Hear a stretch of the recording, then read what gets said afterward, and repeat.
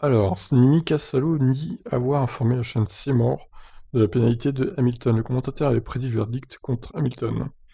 Depuis dimanche, Mika Salo est accusé d'avoir donné des informations de direction de course à la chaîne de télévision finlandaise Seymour.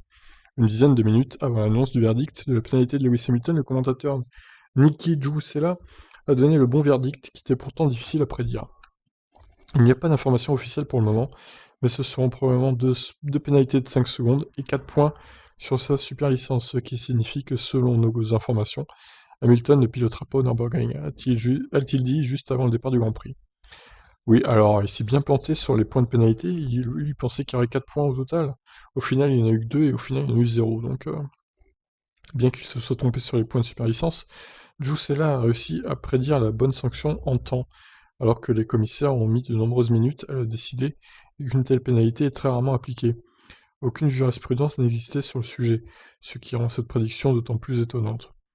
Mika Salo joue aussi le rôle de consultant pour Seymour, et est suspecté d'avoir envoyé l'information à Giusella, ce dont il se défend.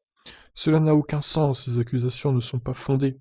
J'ai entendu quelqu'un parler de cette histoire, mais ils auraient dû vérifier les faits. On peut écrire ce qu'on veut sur Internet.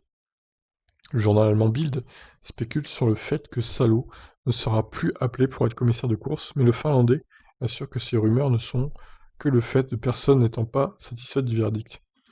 Quand des gens n'aiment pas la décision des commissaires, ils commencent toujours à dire des choses méchantes. Pendant une année entière, j'ai reçu des menaces parce que on avait privé Max Verstappen d'un podium à Austin en 2017. Niki Giussella, quant à lui, assure que Salo ne lui a pas donné l'information. Ce n'était pas Mika Salo, mais comme vous pouvez le comprendre, je ne ferai aucun commentaire à ce sujet. Bon, bizarre cette espèce de polémique là. Bon, au final, ce fut la bonne pénalité en termes de temps, mais pas en termes de points, donc je pense qu'il s'est planté, hein, le commentateur. Enfin, je pense qu'il a prédit lui-même la pénalité surtout, même si c'était pas simple à prédire. Il a quand même réussi. Voilà, bah écoutez, je vous laisse réagir. Qu'en pensez-vous de cette polémique? Ciao ciao.